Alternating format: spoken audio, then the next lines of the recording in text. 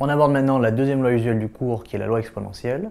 Alors on dira qu'une variable aléatoire grand X suit la loi exponentielle sur l'intervalle I égale 0 plus l'infini si sa densité f est définie sur le même intervalle par f de x égale lambda exponentielle de lambda x. Okay, attention avec le lambda qui apparaît deux fois devant et dans l'exponentielle.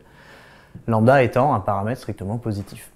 Si c'est le cas, son espérance vaut 1 sur lambda. Par contre, elle est définie comme la limite quand t va vers plus l'infini de l'intégrale de 0 à t de x f de x dx.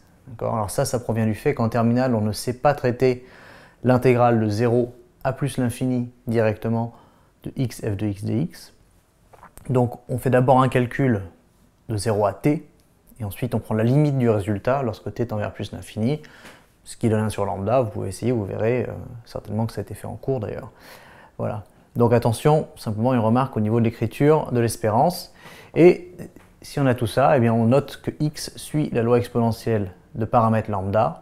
Attention, la loi ne dépend que d'un seul paramètre. Si j'ai lambda, j'ai forcément f de x, je connais sa forme, et j'ai également l'espérance. Donc on note comme ça epsilon de lambda.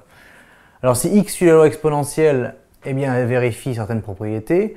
La première, c'est tout simplement la fonction de répartition, c'est-à-dire que pour tout x positif, bien sûr, puisqu'on est sur 0 plus l'infini, p de grand x inférieur ou égal à 0, c'est l'intégrale de 0 à x de la densité, et ça vaut 1 moins exponentielle de moins lambda x. Ça, vous pouvez faire le calcul, ça s'intègre tout seul, aucun problème, et quand on prend entre les bornes, on trouve bien ce résultat.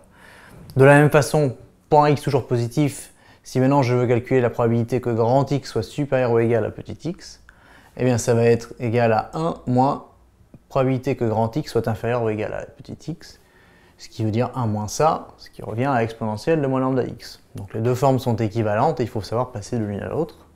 Et la dernière, qui s'appelle loi de durée de vie sans vieillissement, c'est pour deux réels non nuls x et y, la probabilité que, sachant que grand x est supérieur ou égal à petit x, d'avoir grand x supérieur ou égal à petit x plus y, mais ça revient exactement à la même chose que la probabilité que grand x soit supérieur ou égal à y. Donc ça c'est une propriété à bien connaître, puisqu'elle permet de passer d'une probabilité conditionnelle à une probabilité toute simple, ce qui effectivement vous simplifie la tâche.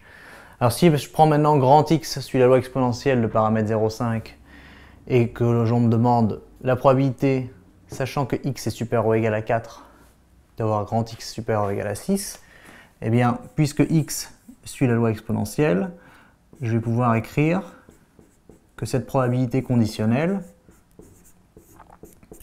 en remarquant en fait que 6, ça n'est rien d'autre que 4 plus 2, et en appliquant cette formule-là, que c'est la même chose que la probabilité de grand x supérieur ou égal à 2. Voilà. Ce qui est pareil que 1 moins p de grand x inférieur ou égal à 2, c'est-à-dire, si je reprends ce que j'ai vu ici, c'est exponentielle de moins lambda fois x, x vaut 2, lambda vaut 0,5, donc c'est exponentielle de moins 1, ou encore 1 sur e. Donc voilà pour la deuxième loi usuelle, à bien maîtriser, connaître la densité, connaître l'espérance, et surtout bien maîtriser ses propriétés, afin de pouvoir faire les exercices facilement.